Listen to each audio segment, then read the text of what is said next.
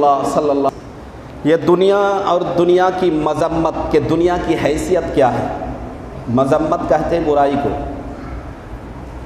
دنیا کے مذمت کے بارے میں جناب غور سے سنیے گا, دھیان رہے گا تو بات سمجھ میں آئے گی. بیچ میں اگر کنیکشن کٹ گیا تو بات سمجھ میں پوری طرح نہیں آئے گی. جناب محمد رسول اللہ صلی اللہ علیہ وسلم مدینۃ المنورہ کے اندر, مدینہ کا پرانا نام یثرب, جناب محمد رسول اللہ صلی اللہ علیہ وسلم مدینۃ المنورہ کے اندر ہے. ان کے ہمراہ چند اور صحابہ ہیں, لے کر مدینے سے باہر کی طرف نکل جاتے ہیں, اور نکلنے کے بعد کوڑا کرکٹ کا جہاں ایک جگہ جمع کیا جاتا تھا اس مقام پر پہنچتے ہیں. پیارے نبی صلی اللہ علیہ وسلم اپنے صحابہ سے کہتے ہیں کہ بتاؤ یہ کیا چیز ہے. پیارے نبی صلی اللہ علیہ وسلم کے استفسار پر پوچھنے پر صحابہ بتلاتے ہیں یا رسول اللہ یہ تو کوڑی کے ڈھیر ہے, یہاں تو لوگ اپنے کوڑا کرکٹ ڈالتے ہیں, یہاں گھر کی گندگی لا کر پھینکتے ہیں, یہاں اپنے پھٹے پرانے کپڑے لا کر پھینکتے ہیں, گھر کا کھانا ویسٹ ہو جائے, سڑ جائے, خراب ہو جائے وہاں لے جا کر ڈالتے ہیں. پیارے نبی صلی اللہ علیہ وسلم فرماتے ہیں دنیا کی اللہ رب العزت کے نزدیک اس سے بھی زیادہ گیا گزرا, یعنی اس کی بھی زیادہ یعنی کوئی حیثیت نہیں ہے. دنیا کی حیثیت اس سے بھی گئی گزری ہے. عند اللہ, اللہ تبارک و تعالیٰ کے نزدیک اس کی کوئی بھی حیثیت نہیں ہے. جناب محمد رسول اللہ صلی اللہ علیہ وسلم ایک دوسری روایت کے اندر ہے کہ مدینۃ المنورہ کے اندر ہے, چلے جاتے ہیں, ایک بکری کا بچہ, چھوٹا سا بچہ ہے, مرا پڑا ہے, زمین میں ہے. آپ علیہ الصلوۃ والسلام جاتے ہیں, نظر پڑتی ہے اس بکری کے مرے ہوئے بچے پر. آپ صلی اللہ علیہ وسلم اپنے ایک صحابہ سے کہتے ہیں کہ کیا تم میں سے کوئی یہ پسند کرے گا کہ اس مرے ہوئے بکری کے بچے کو کوئی 1 درہم میں بھی خرید لے. جناب محمد رسول اللہ صلی اللہ علیہ وسلم کے اس پوچھنے پر صحابہ کہتے ہیں یا رسول اللہ 1 درہم میں تو کیا, اس کو اگر کوئی فری میں یوں ہی اگر کوئی دے اور حتیٰ کہ گھر بھی پہنچا دے تو بھی ہم میں سے کوئی اس مرے ہوئے بکری کے بچے کو لینا پسند نہیں کرے گا. پیارے آقا صلی اللہ علیہ وسلم فرماتے ہیں اس مرے ہوئے بکری کے بچے سے بھی گئی گزری دنیا کی حیثیت ہے اللہ رب العزت کے نزدیک. ایک دوسری روایت میں ہے جناب محمد رسول اللہ صلی اللہ علیہ وسلم فرماتے ہیں کہ اللہ تبارک و تعالیٰ کے نزدیک اس دنیا کی حیثیت اگر مچھر کے پر کے برابر بھی ہوتی تو اللہ تبارک و تعالیٰ اس کائنات میں روئے زمین میں خطۂ ارض میں کسی کو 1 گھونٹ پانی بھی نصیب نہیں ہوتا, خصوصاً کفر اور الحاد میں ملوث لوگوں. میرے دوستو بزرگوں, یہ سوچنے اور سمجھنے کی بات ہے. پیارے آقا صلی اللہ علیہ وسلم کی حدیث جو میں نے خطبے کے اندر پڑھی ہے, جناب نبی کریم صلی اللہ علیہ وسلم فرماتے ہیں الدنیا مزرعۃ الآخرہ. مزرعہ کہتے ہیں کھیتی کو. ابھی بارش ہو رہی ہے, موسلا دھار جھما جھم پوری تیز بارش ہو رہی ہے, آسمان سے بھرے بادلوں سے بڑی تیزی کے ساتھ جو ہے نا بارش برس رہی ہے, آپ کی بھی نظر پڑ رہی ہے, آپ بھی دیکھ رہے ہیں. کسان جو کھیتی کرتا ہے اس کے لیے بارش کا برسنا بھی ضروری ہے, اور صرف بارش کا برسنا نہیں, وقت پر بارش کا برسنا ضروری ہے. وقت پر اگر کھیتی کو پانی فراہم نہ ہو تو پھر کھیتی اور کاشتکار ہونا بھی مشکل ہے. اللہ تبارک و تعالیٰ کے پیارے نبی صلی اللہ علیہ وسلم اس حدیث کے اندر یہ فرماتے ہیں کہ یہ دنیا جو ہے آخرت کی کھیتی ہے. اگر کوئی یہ چاہتا ہے کہ اپنی کھیتی میں دھان لگائیں, چاول لگائیں, منجی لگائیں, فصل اگائیں, سبزی اگائیں, سبزہ زار اور ہریالی آپ اپنی کھیتیوں میں پیدا کرنا چاہتے ہیں تو اس کے لیے ضروری ہے کہ آپ پہلے اس کی کاشتکاری کریں گے.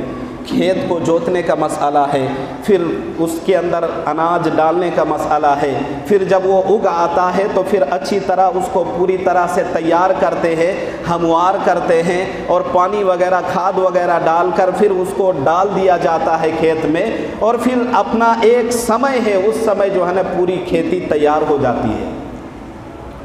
जब खेती पक कर लहलहाती तैयार हो जाती है तो फिर किसान एक समय उसको जाकर काट लाते हैं, उसके बाद वो जो है ना उससे फ़ायदा उठाता है।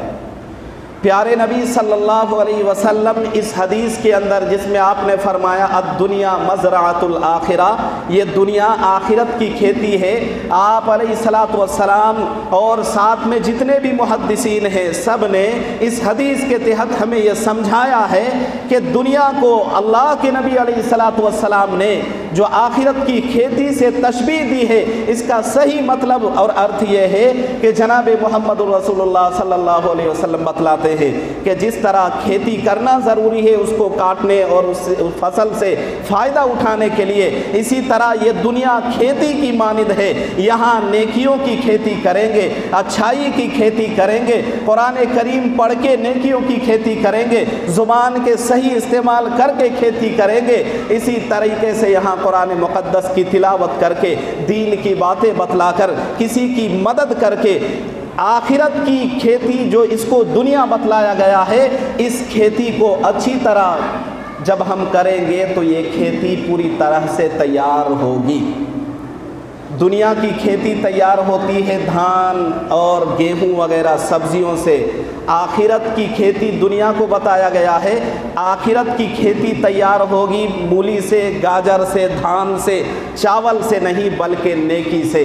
आप इसमें जितना नेकी बोएंगे आपकी खेती उतनी अच्छी तैयार होगी। फिर इस खेती को आप दुनिया में नहीं काटेंगे बल्कि आखिरत में इसको आप काटेंगे।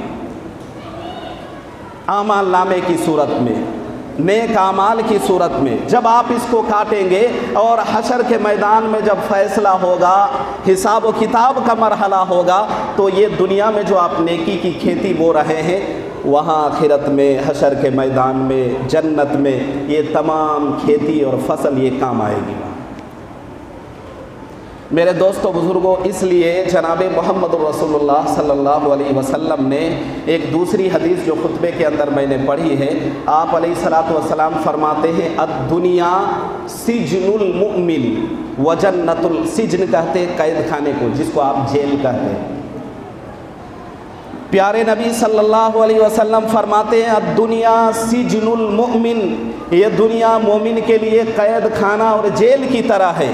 व जन्नतुल काफिर, और काफिरों के लिए ये दुनिया जन्नत की मानिंद है।